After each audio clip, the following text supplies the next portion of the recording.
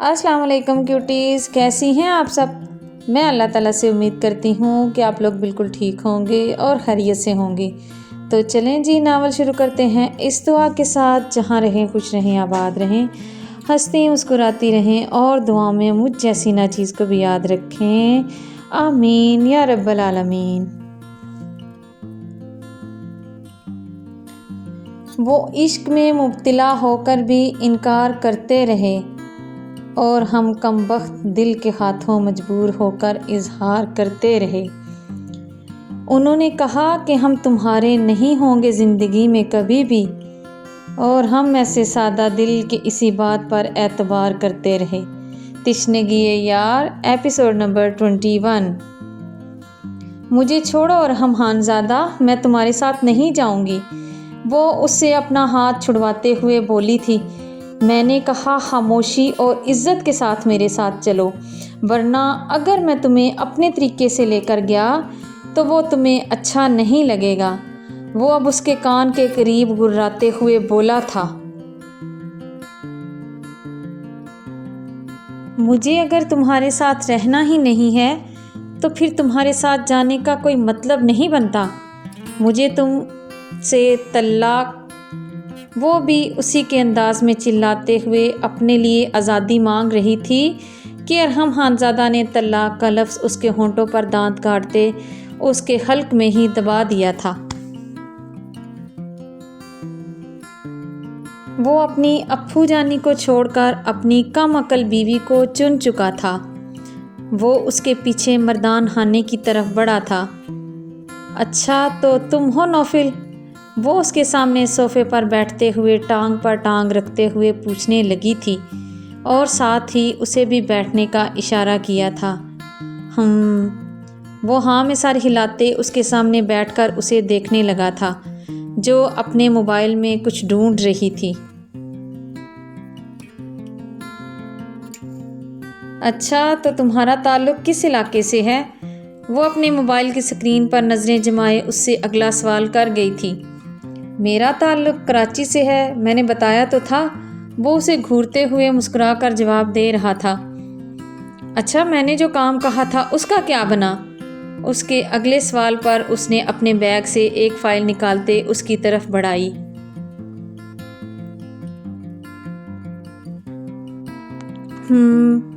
اچھا، یہ پروسیجر کب تک مکمل ہو جائے گا؟ وہ پیج الٹ پلٹ کرتے دیکھتے ہوئے اس سے اگلا سوال کرنے لگی تھی۔ جب تم چاہو، وہ اسے دیکھتے پیچھے صوفے کی پشت سے ٹیک لگاتے اسی کے انداز میں ٹانگ پر ٹانگ رکھتے ہوئے بولا۔ اگر مجھ سے پوچھتے ہو تو جتنی جلدی ہو سکے، مجھے اس رشتے سے آزادی چاہیے تاکہ میں اپنے کام پر دھیان دے سکوں۔ وہی نا، کالج اور ہاسپٹل والا پروجیکٹ؟ وہ پرسوچ انداز میں پوچھنے لگا تھا۔ ہاں، وہی سوچ رہی ہوں کہ اس کا نام بھی بدل کر خور کی بجائے کچھ ایسا رکھ دوں جس میں بابا اور ماموں کا ذکر آئے، اور لوگ اسے دیکھتے ان دونوں کی خدمات کو یاد کریں اور انہیں سراہتے ہوئے ہمارا ساتھ دیں۔ اس کام میں لوگوں کی سپورٹ کی بہت ضرورت پڑے گی۔ وہ اب فائل ایک ساتھ سائڈ پر رکھتے ہوئے بولی تھی۔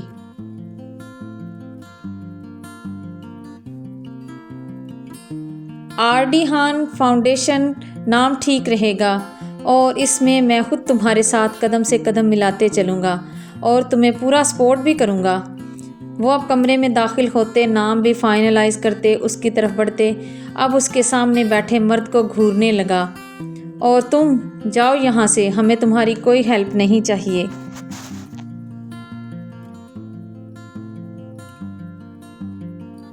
وہ حور کے آگے کھڑا ہو کر نوفل کو گھورتے ہوئے بولا۔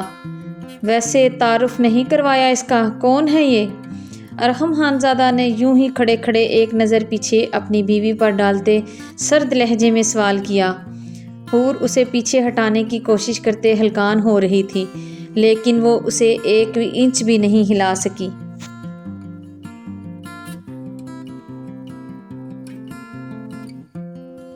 مائی نیم از نوفل، نوفل رانا، ولد شفقت حسین رانا۔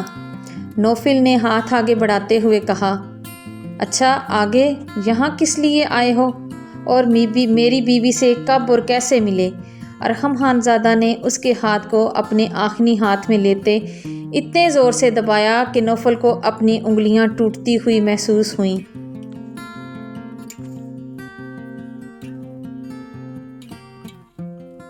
جی میں ان کو، تمہیں اس سے کیا، وہ جو کوئی بھی ہو، اور میرے ساتھ اس کا جو بھی تعلق ہو، تمہیں کوئی مطلب نہیں ہونا چاہیے، نوفل کی بات کاٹتے ہوئے تنک کر جواب دیتی حور کے لہجے اور باتوں نے ارحم خانزادہ کو جلتے انگاروں پر لوٹنے پر مجبور کر دیا تھا، اور وہ ان انگاروں پر لوٹتے ہوئے بری طرح جلنے لگا تھا۔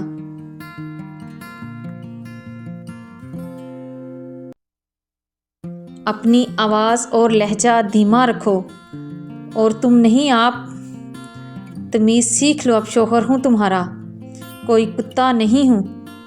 وہ اس کا ہاتھ پکڑے اسے کھینچتے ہوئے ایک سائیڈ لے جاتے دھاڑتے ہوئے بولا اور اسے دیوار کے ساتھ پٹک گیا۔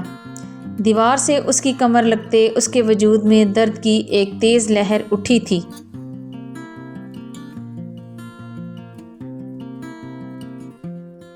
چھوڑیں مجھے، جانے دیں۔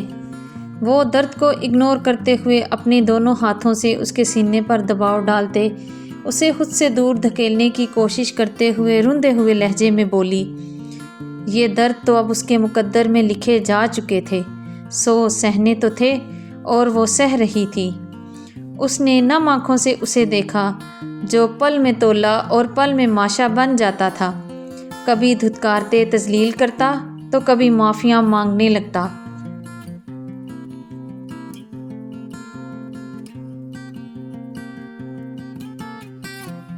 حور کے پیچھے دھکیلنے کا ارحم خانزادہ پر گھنٹا بھی فرق نہیں پڑتا تھا۔ وہ فراڈ ہے، وہ تمہیں دھوکہ دے رہا ہے، جھوٹ بول رہا ہے وہ تم سے، اور میں تمہیں اس سے بچانا چاہتا ہوں، ڈیم اٹ۔ ارحم خانزادہ دیوار پر مکہ مارتے گھرراتے ہوئے بولا تھا۔ اسے حور کا یوں دور دھکیلنا اسے انگاروں پر جلا رہا تھا۔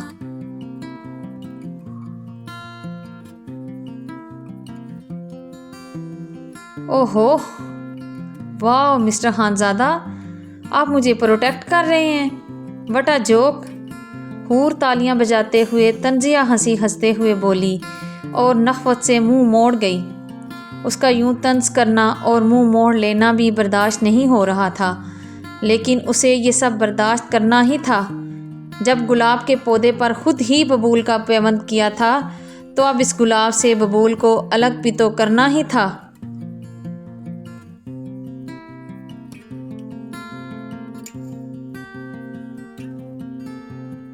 اسے نہ صرف الگ کرنا تھا بلکہ اسے جڑ سے اکھاڑ کر پھینکنا بھی تو تھا، پھر چاہے اس کے کانٹوں سے ہاتھوں کے ساتھ ساتھ رخ بھی کیوں نہ زخمی ہو جائے۔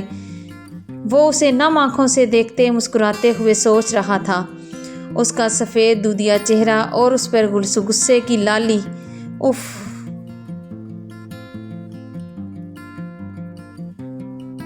قتل کرنے کے سارے گر جانتی ہو، مار ہی ڈالو گی ان قاتلانہ آنکھوں سے اور اس پر ان اداؤں سے۔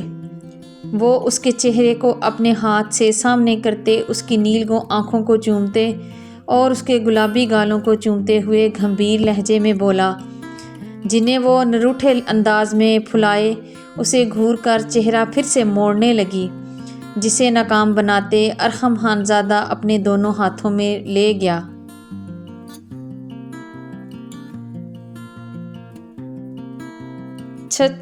چھوڑے مجھے ارحم خان، کیا چاہتے ہیں مجھ سے؟ خدا کے لیے بخش دیں مجھے، اور برداشت نہیں کر سکتی میں۔ وہ پہلے تو اس کے ہونٹوں کی حدت سے اٹک کر لیکن پھر روانی سے چلاتے ہوئے بے بسی سے بولی تھی۔ اس نامحرم کے سامنے بیٹھ کر اس سے مسکراتے ہوئے مجھ سے جدا ہونے کی باتیں کرتے تمہیں ترس نہیں آیا مجھ پر؟ وہ نہ چاہتے ہوئے بھی ٹوٹے لہجے میں اس سے پوچھ گیا تھا۔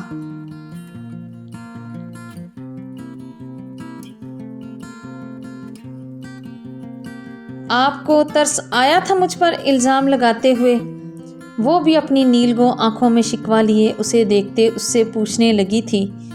ارحم خانزادہ خود پر اور خود سری میں کی گئی حرکتوں پر جی بھر کے پچھتایا تھا۔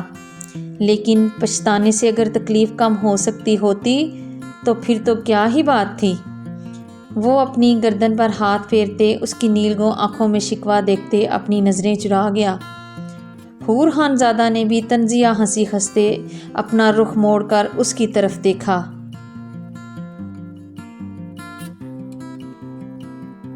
جہاں وہ لب بھینچے کمرے کے وسط میں بے چینی سے چکر لگاتے اب تھوڑا مضطرب نظر آ رہا تھا۔ وہ صرف ایک جھوٹ کے سوا کچھ نہیں ہے حور، میری جان تم سمجھتی کیوں نہیں اس بات کو؟ ارحم خانزادہ اس کی خاموشی پر سر اٹھا کر اسے دیکھنے لگا، لیکن اس کی نظروں کے تعاقب میں دیکھتے ہوئے بے بسی سے بولا،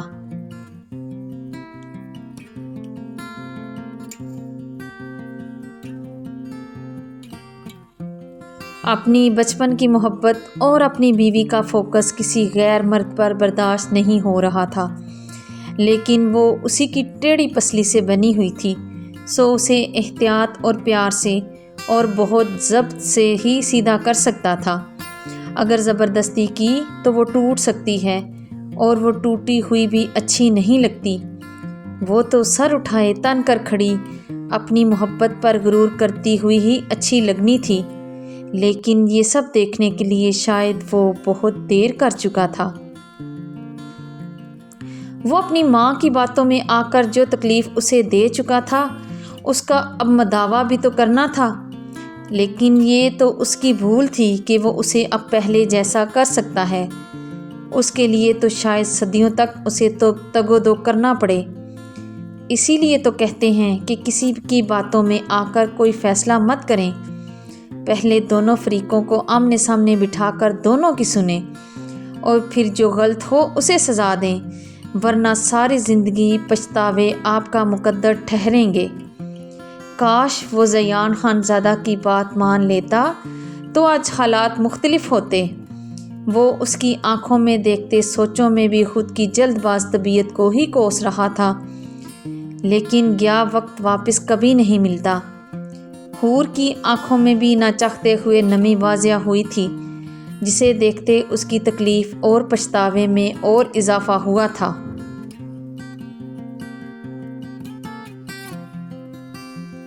میں جب تنہائی میں تڑپتی تھی اور آپ کے لگائے گئے الزامات پر روتی تھی تو وہی تو تھا جو مجھے حوصلہ دیتے، مجھے جینے کی وجہ دیتا تھا۔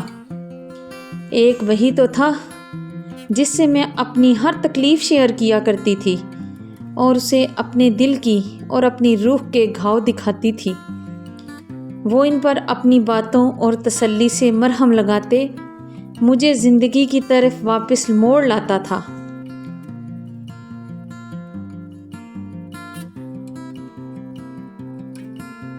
جب جب بھی آپ کوئی درد دیتے تھے تو دل کرتا تھا کہ خود کو ہی ختم کر دوں تاکہ اس تکلیف دہ زندگی سے نجات مل جائے، لیکن اسی وقت اس سے بات ہو جاتی اور میں پھر سے خود کو مضبوط بناتے ہوئے کھڑی ہو جاتی اور زندگی کو نئے سرے سے جینے کی کوشش کرنے لگتی۔ وہ اس پر نظریں جمائے کھوئے کھوئے لہجے میں پتہ نہیں کیوں اسے آج سب کچھ بتا رہی تھی۔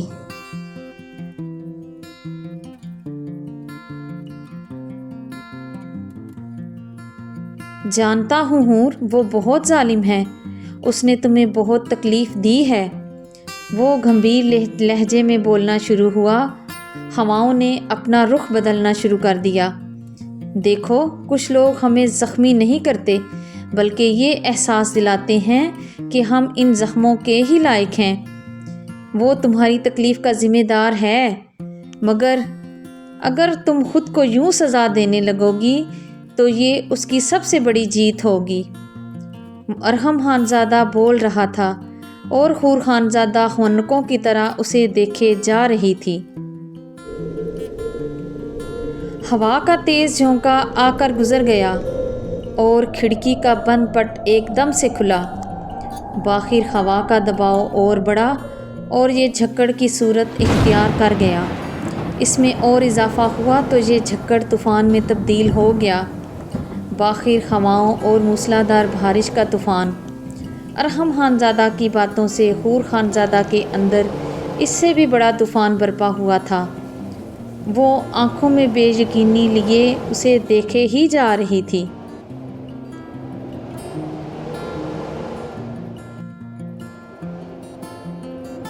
درد کو دل میں رکھو لیکن اسے تخت مت دو، ورنہ تمہارے اندر وہ بادشاہ بن جائے گا اور تم پر حکومت کرتے تمہیں برباد کر دے گا، اور تمہیں برباد ہوتے نہیں بلکہ حالات سے مقابلہ کرتے اس کی آنکھوں میں آنکھیں ڈال کر اس سے جیتتے ہوئے دیکھنا چاہتا ہوں میں۔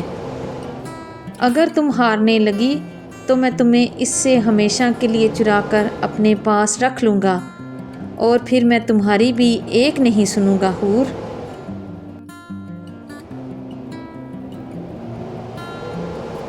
دیکھو حور، بات سنو، تم لڑو اس سے، حالات سے، اور ہاں جی جان سے لڑو، لیکن اس کے باوجود بھی اگر تم ہار گئی تو مجھے تم ہر قدم پر اپنے پاس ہی پاؤ گی۔ میں اس وقت بے شک تمہارے ساتھ نہیں ہوں، لیکن میں پھر بھی ہر لمحہ تمہارے ساتھ ہی کھڑا ہوں گا۔ ارحم خانزادہ کے الفاظ، اور حور خانزادہ کی آنکھوں میں بے یقینی ہی بے یقینی۔ وہ اب تک ایک دھوکے میں جی رہی تھی۔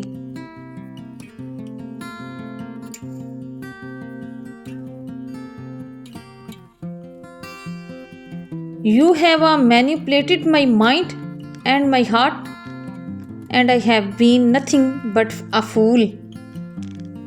تم نے میرے دماغ کے ساتھ کھیل کھیلا، اور اس کے ساتھ ساتھ تم میرے دل، میرے جذبات کے ساتھ کھیلتے رہے، اور میں صرف بیوقوف بنتی رہی۔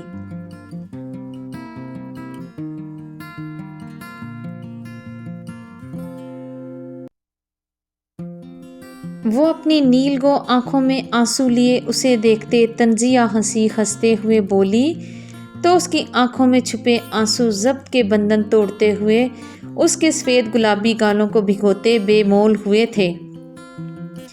وہ بے دردی سے اپنے گالوں کو رگڑتے آنسو صاف کرتے ہوئے اپنے نازک رخساروں کو بھی زخمی کرنے لگی تھی۔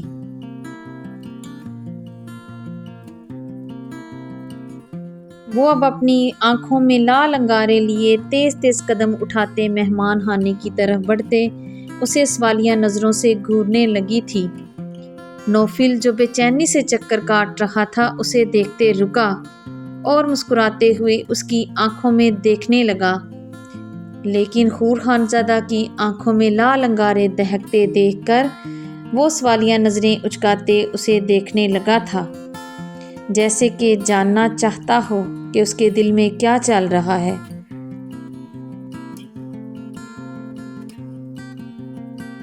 تڑاہ کی آواز سنتے ارحم خانزادہ کے چہرے پر نہ چاہتے ہوئے بھی مسکراہٹ گہری ہوئی تھی، اور نوفل رانا اپنے گال پر ہاتھ رکھتے اسے سوالیہ نظروں سے دیکھتے انجان بن رہا تھا۔ کون ہو تم، اور یہاں پر کس مقصد سے آئے ہو، اور تم کس کے کہنے پر؟ وہ چلاتے ہوئے اس سے ایک ساتھ کئی سوال کرنے لگی تھی۔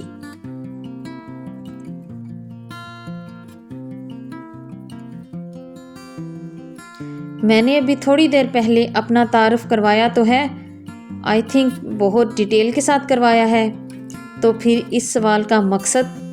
نوفل رانا اسے متجسس نظروں سے دیکھتے آئی برو اچکاتے پوچھنے لگا تھا۔ مجھے کہانی نہیں سننی، مجھے تم حقیقت بتاؤ۔ حور خانزادہ اب اس کے گریبان کو پکڑتے گھراتے ہوئے اس سے پوچھنے لگی تھی۔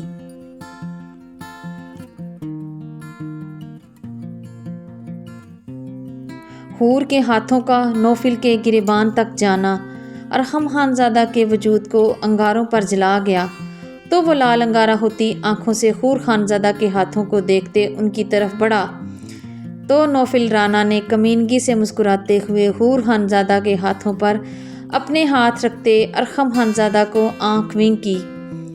اپنے ہاتھوں پر نوفل کے ہاتھوں کا لمس اسے کانٹوں کی طرح چبھا تھا۔ وہ تیزی سے اس کے گریبان سے ہاتھ ہٹانے کی کوشش کرنے لگی، جسے نوفل نے ناکام بنا دیا، لیکن ارحم خانزادہ کی آنکھوں میں لال انگارے دیکھتے ہوئے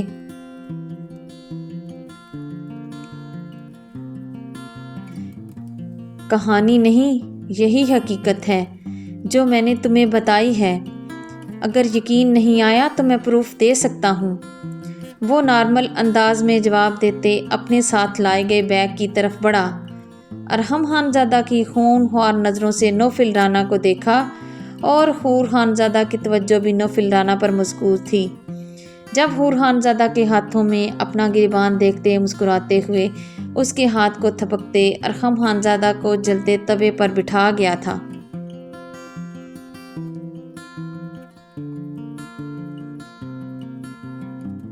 ذرا اسی نمبر پر کال تو کرو جس پر ہم بات کرتے تھے، ابھی پتہ چل جائے گا کہ کون سچ بول رہا ہے اور کون جھوٹ بول رہا ہے۔ ارحم خانزادہ نے نوفل کو گھورتے ہوئے دیکھا جو بہت نارمل انداز میں کھڑا مسکرا رہا تھا، اور پھر وہ حور سے مخاطب ہوا۔ ارحم خانزادہ کو اس کی مسکراہٹ پریشان کر گئی تھی۔ ابھی تو پریشانیوں کا آغاز ہوا ہے ارحم خانزادہ، تم تو ابھی سے گھبرانے لگے۔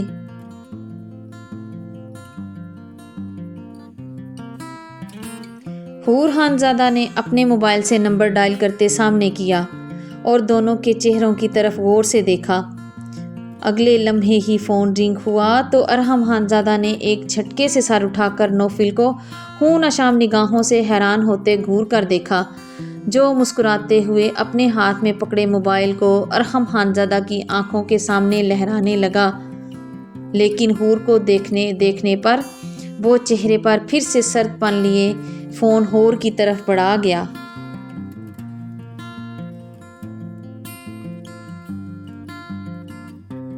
حور خانزادہ نے نم مگر شکوہ کناں نگاہوں سے ارحم خانزادہ کی طرف دیکھا تو ارحم خانزادہ نے حیرت اور تعجب سے حور کی طرف دیکھتے نہ میں سر ہلایا۔ یہ میرا موبائل تمہارے پاس کیسے؟ ارحم خانزادہ نے تیزی سے اس کی جانب بڑھتے قدم بڑھاتے ہوئے جھپٹنے کے انداز میں اس کے ہاتھ سے فون چھینتے اسے الٹ پلٹ کر دیکھتے ہوئے پوچھا تھا۔ اب تم یہ کہو گے کہ میں نے تمہارا فون چرایا ہے؟ نوفل رانا بیزارگی کی انتہا پر جاتے ڈرامائی انداز میں بولا۔ ہاں تو یہی سچ ہے کہ تم نے میرا فون چرایا ہے؟ اب سچ سچ بتاؤ، میرا یہ فون تم نے کیسے، کب چرایا اور کیوں؟ ارحم خانزادہ نے اس کے گریبان کو جھنجھوڑتے ہوئے غرا کر پوچھا تھا۔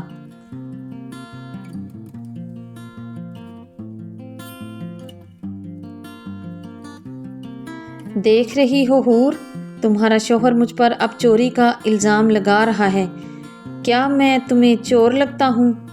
نوفل ارحم خانزادہ کے ہاتھوں سے اپنا گریبان چھڑانے کی کوشش کرتے ہوئے بولا، جسے ارحم اور مضبوطی سے پکڑ کر جھنجھوڑ گیا اور ایک زوردار مکہ اس کے منہ پر مار گیا۔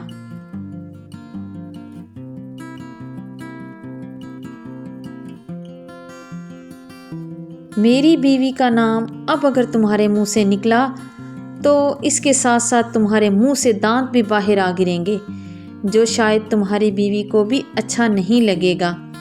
نوفل کی زبان سے حور کا نام سنتے ارحم خانزادہ اس کے منہ پر مکہ مارتے دھاڑتے ہوئے بولا تھا۔ مکہ اتنا شدید تھا کہ نوفل کے دانتوں کو ہلا گیا۔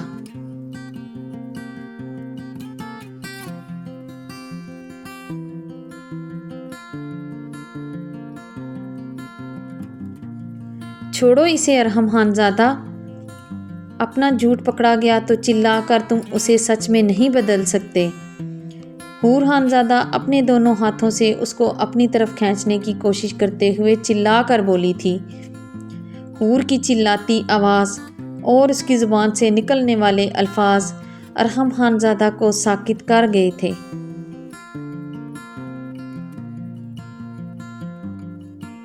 کیا میرے کہے گئے الفاظ بھی تمہیں یقین نہیں دلا سکے کہ تمہیں فون کرنے والا اور ہر مشکل وقت میں تمہارے ساتھ سائے کی طرح رہنے والا صرف اور صرف ارحم خانزادہ ہی ہے، اس کے علاوہ کوئی نہیں؟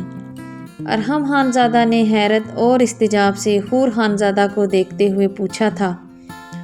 اس کی آواز اور لہجے میں ٹوٹے ہوئے کانچ کی کرچیاں تھیں۔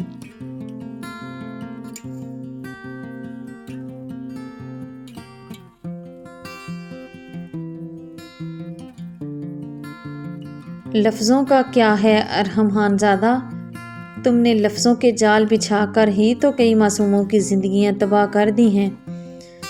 لفظوں سے ہی تو سب کو دھوکہ دیتے ہو۔ تمہارے الفاظ ہی تو ہیں جو میری ماں کو بھی مجھ سے دور کرنے لگے ہیں، اور یہ لفظوں کا جال ہی تو ہے کہ جس میں پھنس کر میرا بھائی بھی میرا ساتھ نہیں دے رہا، بلکہ تمہاری باتیں سنتے مجھے سمجھانے کی کوشش کرتا ہے، جس میں وہ کبھی بھی کامیاب نہیں ہو سکے گا۔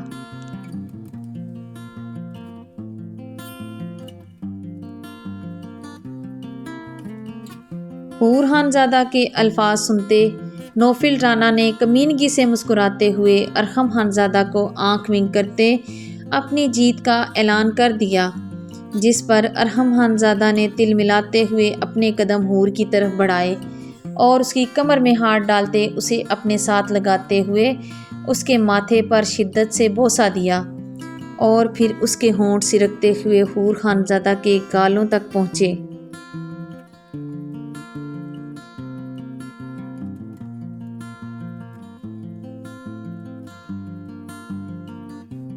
ارحم خان زادہ کے اس اچانک ایکٹ پر حور خان زادہ نے جھٹپٹاتے ہوئے اس کے ہاتھ اپنی کمر سے ہٹانے کی کوشش کی، جسے ناکام بناتے ہوئے ارحم خان زادہ نے اس کی کمر پر گرفت اور بھی مضبوط کرتے اسے آنکھیں دکھاتے وارن کیا تھا۔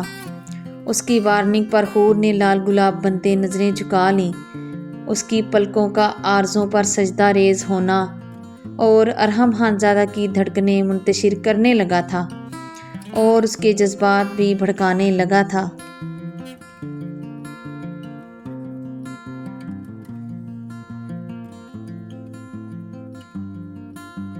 نوفل رانا نے ان دونوں کو ایک دوسرے کے اتنے قریب دیکھتے زور سے اپنی مٹھیاں بھینچ لیں اور پھر نیلی وینس کے ساتھ اور لال انگارہ ہوتی آنکھوں کے ساتھ ان دونوں کو گھور کر دیکھا، جن دونوں کی دھڑکنیں اب ایک دوسرے میں بج رہی تھیں، اور دونوں لال سرخ چہرے کے ساتھ ایک دوسرے کی آنکھوں میں دیکھتے سب کو ہی مکمل طور پر فراموش کر چکے تھے۔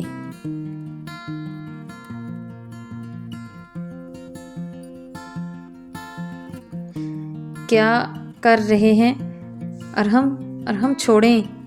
حور خان زادہ اس کے بازو کمر کے گر سے ہٹاتے جھمتے ہوئے بولی تھی۔ ارحم خان زادہ خواب کسی کیفیت میں اسے دیکھتے نہ میں سر ہلا گیا۔ اپنی بیوی سے پیار کر رہا ہوں اور کیا، اور چھوڑ تو میں تمہیں مر کر بھی نہیں سکتا، جنت میں بھی میں خدا سے تمہارا ساتھ ہی مانگوں گا۔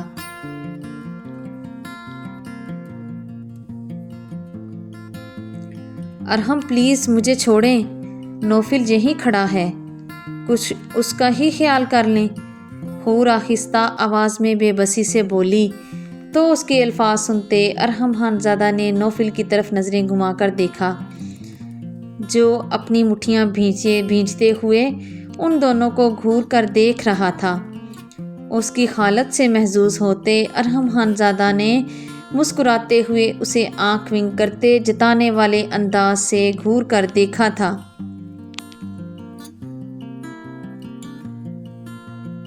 میں اپنی بہو کو لینے آئی ہوں۔ وہ سب ٹی وی لاؤنج میں بیٹھے ایک دوسرے کو سوالیہ نظروں سے دیکھنے لگے تھے۔ مہوش خانم ان سب کو بٹھاتے کچن کی طرف بڑھیں اور کچن میں کھڑی امینہ خاتون کو چند ہدایات دیتے واپس آئیں، تو سب کو اس طرح خاموش دیکھتے وہ بھی خاموشی سے آ کر ان کے ساتھ بیٹھ گئیں، تو حمیدہ خانم کی آواز نے اس خاموشی کو توڑا تھا۔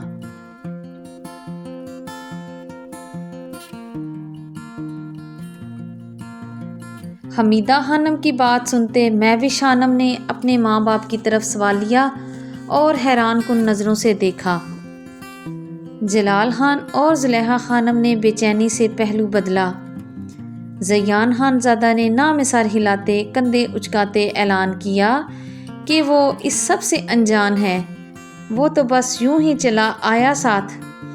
اس کے کندھے اچکانے اور لا علم ہونے کا اشارہ مہوش خانم کو اور بھی پریشان کر گیا تھا۔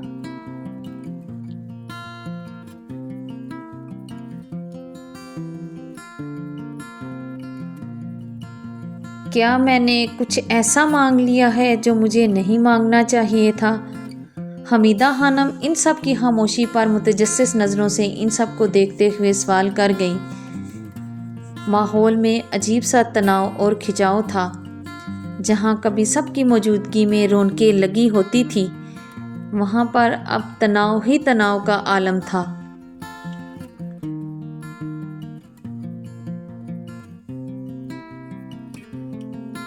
نہیں بھابھی، مجھے آپ کی بات نے حیران کر دیا ہے، آپ کے لہجے اور آپ کے الفاظ نے۔ میں بھی شانم چند لمحوں کے لیے رکیں اور کچھ توقف کے بعد پھر بولیں، مجھے یقین نہیں آ رہا کہ آپ نے آخر کار میری بیٹی کو اپنی بہو مان ہی لیا، ورنہ مجھے تو لگا تھا کہ یہ جنگ کبھی بھی ختم ہی نہیں ہوگی۔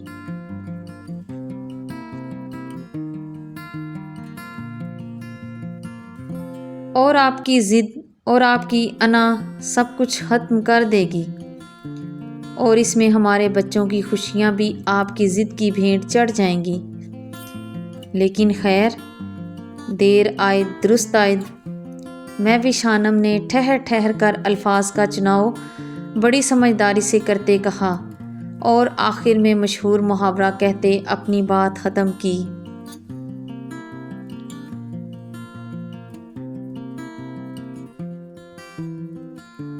مہوی شانم کی بات سنتے سب نے شرم سے اپنی نظریں جھکا لیں۔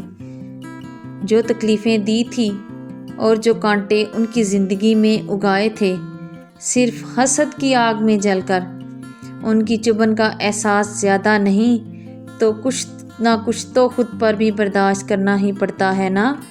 تو سو کرو، جب آپ کے گھر کی ہی بیٹی کو آپ رلائیں گے تو آپ سکون سے کیسے رہ سکتے ہیں؟ اسی کو تو مکافات عمل کہتے ہیں۔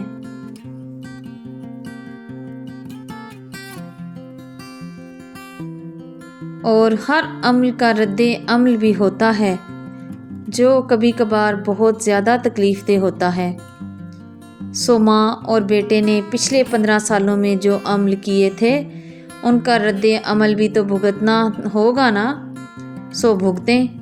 زیان خانزادہ مہمان خانے میں ارحم خانزادہ کی حالت دیکھتے اور ٹی وی لاؤنج میں حمیدہ خانم کی حالت دیکھتے سوچ رہا تھا، لیکن اس نے کہا کچھ نہیں تھا۔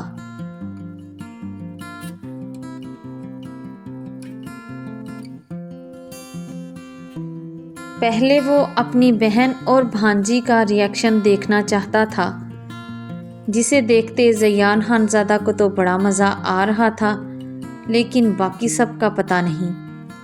سیڑھیاں اترتے اربد علی خان نے بھی اپنی بہو کو داد دینے والی نظروں سے دیکھا اور پھر وہاں بیٹھے نفوذ کو طنزیہ انداز میں دیکھتے آگے بڑھے۔ مہوی شانم انہیں دیکھتے مؤدبانہ انداز میں کھڑی ہوئیں اور سر پر دوپٹہ سیٹ کرتے نظریں جھکا گئیں۔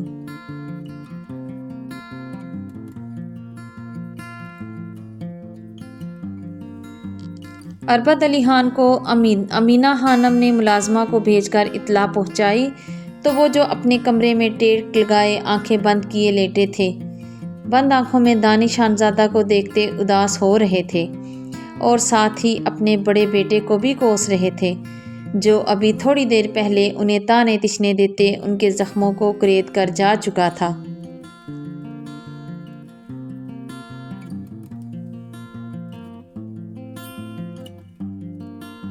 مہوی شانم کے سر جھکانے اور تابع داری کو دیکھتے اربد علی خان نے جتاتی نظروں سے جلال خان کو دیکھا، جو اربد علی خان کے ریئیکٹ پر تل ملا کر رہ گئے، لیکن دل میں اپنی بیٹی کے اس طرح اپنے سسر کو عزت دینے پر خوش بھی ہوئے تھے۔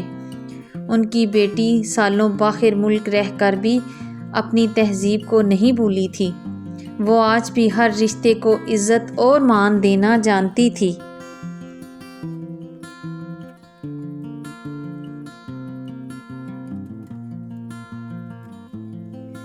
مجھے معاف کر دو مہوش، حمیدہ خانم نے آہستہ آواز میں کہتے معافی مانگی تھی، جو کہ ناممکن تھی۔ اس کی معافی مانگنے پر سب نے ایک جھٹکے سے سر اٹھا کر انہیں حیران ہوتے دیکھا تھا، جو زندگی میں پہلی بار کسی سے معافی مانگ رہی تھیں۔ ان کے لیے معافی مانگنا مرنے کے مترادف تھا، لیکن انہوں نے آج مانگ ہی لی تھی۔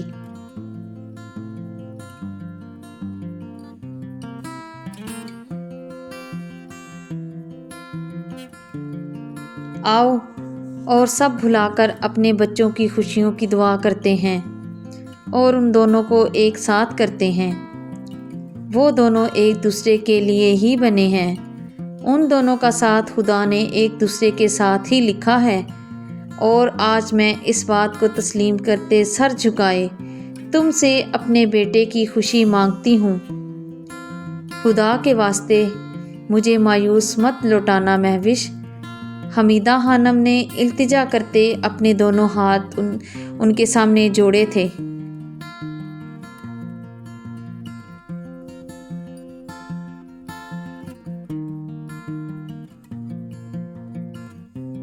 میں نے آپ کو معاف کیا بھابھی، میرا خدا بھی آپ کو معاف کرے۔ پلیز میرے سامنے ہاتھ مت جوڑیں، اور جہاں تک بات رہی آپ کی بہو کی، تو وہ آپ کے ارحم کی امانت ہے۔ وہ جب چاہے اسے لے کر جا سکتا ہے، اور مجھے امید ہے کہ اس دفعہ میری بیٹی کو وہاں کوئی تکلیف نہیں ہوگی، مہوش خانم نے ان کے دونوں ہاتھ پکڑتے ہوئے کہا تھا۔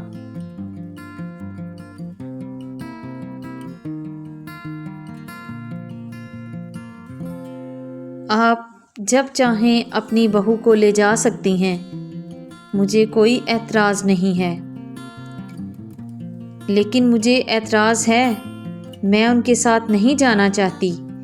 مہوش خانم کی بات سنتے حور خانزادہ اندر آتے چلا کر بولی تھی، جسے ارحم خانزادہ کھینچتے ہوئے لے کر آ رہا تھا۔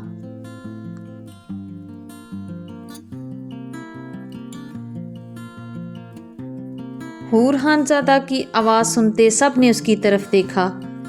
ارحم خانزادہ اپنے موبائل سے نمبر ڈائل کرتے کان سے لگا کر حور کی بات سنتے اسے گھور کر دیکھنے لگا تھا، اور ساتھ ہی اس کو کھینچتے ہوئے سیڑھیاں چڑھتے اس کے کمرے کی جانب بڑھا۔ جلدی سے ریڈی ہو جاؤ، ہم ابھی اور اسی وقت گھر جا رہے ہیں۔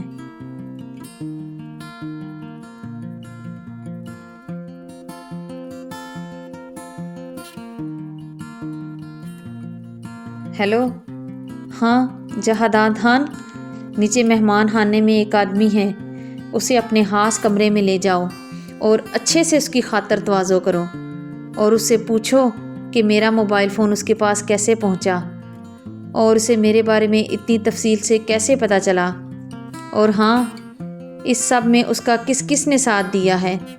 مجھے ان سارے سوالوں کے جواب صبح تک چاہیے۔ کب، کیسے، یہ تم اچھی طرح جانتے ہو۔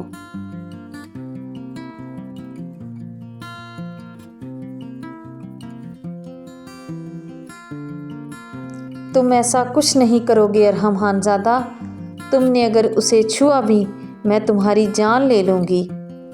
حور خانزادہ ارحم خانزادہ کی باتیں سنتے اس کے قریب ہوتے اس کے گریبان کو پکڑتے چلاتے ہوئے بولی تھی، میں اس کے ساتھ اس سے بھی زیادہ برا کروں گا۔ اس نے جرأت کیسے کی تمہارے نزدیک آنے کی، اور تمہیں دھوکہ دے کر، تم سے جھوٹ بول کر تمہیں اپنے جال میں پھنسانے کی، اور تمہیں کیوں اس کی اتنی فکر ہو رہی ہے؟ کیا رشتہ ہے اس کا تمہارے ساتھ؟ پہلے تم اس طرح کی حرکتیں کرتی ہو کہ مجھے نہ چاہتے ہوئے بھی تم پر شک کرنا پڑتا ہے، اور اگر پھر میں سوال کرتا ہوں تو تم مجھے ہی برا بھلا کہنے لگتی ہو اور مجھ پر ہی الزام بھی لگا دیتی ہو۔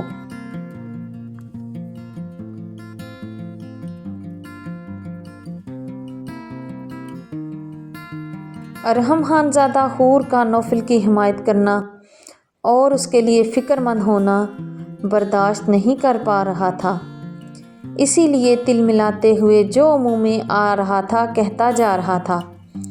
اس کا بس نہیں چل رہا تھا کہ وہ اس نازک وجود کے بخیے ادھیڑ کر رکھ دے۔ لیکن وہ اپنے دل کے ہاتھوں مجبور بندہ کر بھی کیا سکتا تھا؟ محبت تو اس کی بچپن سے ہی جنونی تھی، اور اب کم بخت دل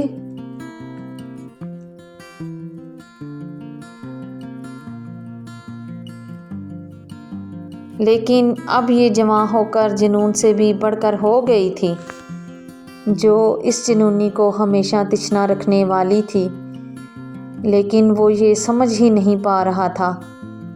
کوئی جا کر سمجھائے اس جنونی کو کہ محبوب جنون اور غصے سے نہیں ملا کرتے، بلکہ محبت میں عاجزی اور سر جھکانے سے ملتا ہے، یقین اور اعتبار سے ملتا ہے، تحمل اور برداشت سے ملتا ہے۔